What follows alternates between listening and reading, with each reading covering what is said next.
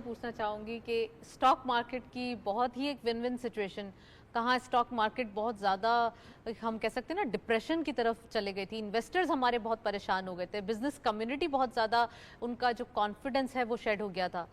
अब उनके confidence level कैसे देखते हैं आप? अब वो जब B2B अग्रीमेंट्स देख रहे हैं, रीजन के अंदर देख रहे हैं, और अब ये प्राइम मिनिस्टर साहब भी सऊदी अरब गए हुए हैं, और सऊदी अरब के साथ तो ऑलरेडी हमारी इतनी राहें खुली हैं, कैसे लगते हैं आपको ये नंबर्स और खासकर पूरा इकोनॉमिक जो एक डाइवर्सिफिकेशन देखी जा रही है? बिस्मिल्लाहिर्रहमानिर्रहीम। इस गवर्नमेंट के आने के बाद जो चैलेंज था इकोनॉमी का, इतना बड़ा चैलेंज था, जब इन्होंने टेकअप किया गवर्नमेंट ने, तो हमें रियली अप्रिशिएट करना पड़ेगा। हम किसी भी स्कूल ऑफ थाट से तलक रखें, लेकिन हमें अप्रिशिएट करना पड़ेगा इतने बड़े चैलेंज को लेके इस गवर्नमेंट ने किस तरह इन्फ्लेशन को, किस तरह करेंसी डेप्रिसिएशन को रोक के स्टेबल करके, ये बाकी सारे आउटकम्स हैं।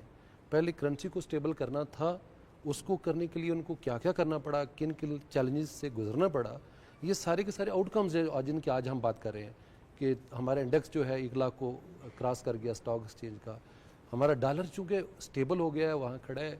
There was a time just 1 year back जब इन्फ्लेशन 48% इन एक्चुअल थी, रिपोर्टेड 38% थी, तो हमें बीइंग इंडस्ट्रियलिस्ट पता नहीं होता था कि कल रेट क्या होगा, डॉलर का क्या रेट होगा, और जो कास्ट पुश इन्फ्लेशन थी वो डेली हमें पता नहीं होता था कि किधर जाएगी, कास्ट ही बढ़ती जा रही थी, कुछ चीज़ों को पता ही नहीं होता था।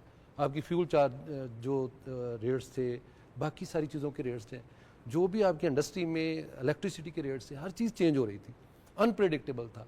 उन हालात में मुल्क को पकड़ के और इस कदर स्टेबल करना, मैं कहता हूँ really I appreciate this government. और इस रजीम ने आके टोटली पूरी मैनेजमेंट ने जो इकोनॉमी की प्रॉपर मैनेजमेंट है ना, उसको उसी तर्ज में जाके देखा है, उसी तरह किया है जैसे करना चाहिए था।